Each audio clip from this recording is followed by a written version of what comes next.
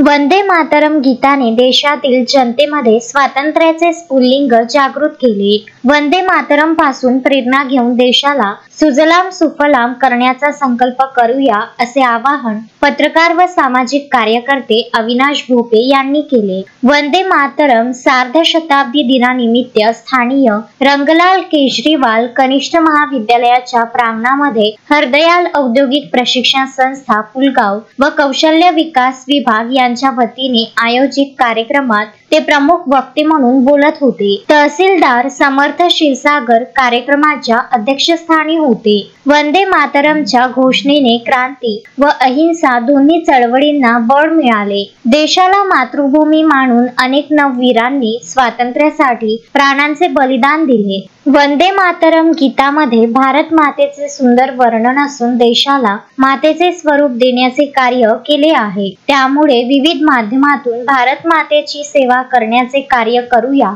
कार्यक्रमाची सुरुवात दीप प्रज्वलन व भारत मातेच्या प्रतिमेचे पूजन करून झाली। आर.के. हायस्कूलच्या विद्यार्थिनींनी सुंदर स्वरात सामूहिक वंदे मातरमचे गायन केले। यावेळी वंदे मातरम गीताचे महत्त्व विशद करणारी सुंदर लघु नाटिकाही विद्यार्थ्यांनी सादर केली। कार्यक्रमाचे प्रास्ताविक हरदयाल औद्योगिक प्रशिक्षण संस्थेचे प्राचार्य संजय कोपुलवार यांनी केले, तर संचालन प्रशांत पांडे यांनी केले आणि शंकर उईके यांनी आभार प्रदर्शन केले। यावेळी व्यासपीठावर माया वंडलकर, सागर कपूर, दिलीप घालनी, नीरज ढगे, सागर पेरके, विनोद सावसाकडे, सुबोध चचाणे इत्यादी मान्यवर उपस्थित होते। सार्थशती महोत्सवाच्या निमित्ताने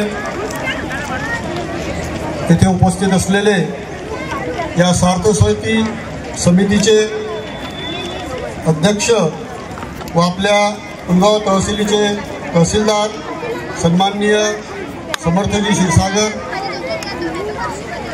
या कौशल विकास मंत्रालयाच्या माध्यमातून हे सर्व कार्यक्रम होत असतात। या कार्यक्रमासाठी सर्व व्यवस्था सांभाळणारे, नियोजन करणारे आपल्या हरदयाल औद्योगिक प्रशिक्षण संस्थेचे प्राचार्य संजयजी कोपुलवार सर,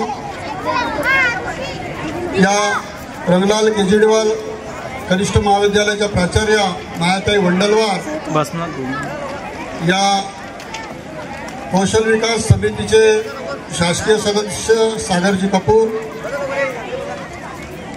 या समारंभासाठी मंचावर उपस्थित सर्व विद्यालयाचे सन्माननीय प्राचार्य, या सार्थशती समितीचे सन्माननीय सर्व सदस्य, येथे उपस्थित सन्माननीय शिक्षकवृंद, निदेशक, गटनिदेशक महोदय व प्रिय विद्यार्थी बंधू भगिनींनो, वंदे मातरम हे गीत स्वातंत्र्यपूर्व काळामध्ये आणि स्वातंत्र्यानंतर सुद्धा एक भोवनी घातल्यासारखं आपल्या देशामध्ये, आपल्या देशातील जनतेला मंत्रमुग्ध करून टाकणारे गीत ठरलेलं आहे। भारताला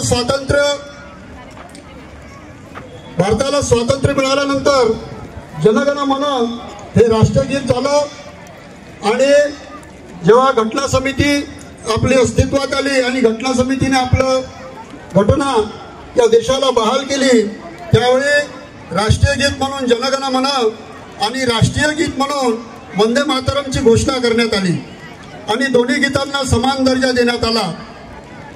मित्रांनो, व्यापारी म्हणून आले आणि राज्यकर्ते बनले आणि इंग्रज या देशामध्ये राज्यकर्ते झाल्यानंतर आमचा देश पराधीन झाला। अशा वेळेस 1857 मध्ये स्वातंत्र्य समर झालं। या स्वातंत्र्य समराच्या काळामध्ये बंकिमचंद्र चट्टोपाध्याय यांचं नुकतंच शिक्षण पूर्ण झालेलं होतं। स्वातंत्र्याची धग मनामध्ये कायम होती आणि अशा अवस्थेमध्ये त्यांचे वडील डेप्युटी कलेक्टर म्हणून ठिकठिकाणी बदली करत होते, बदलीच्या ठिकाणी जात होते। अशा वेळी नवरात्रामध्ये, आश्विनमध्ये बंगालमध्ये मोठ्या प्रमाणामध्ये नवरात्रोत्सव साजरा होतो। नवरात्राच्या पूजेसाठी ते आपल्या जन्मगावी यायचे।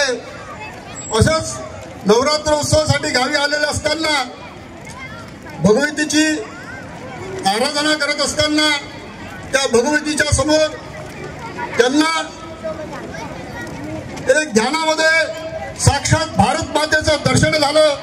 अश्विन शहा, विदर्भ न्यूज, पुलगाव.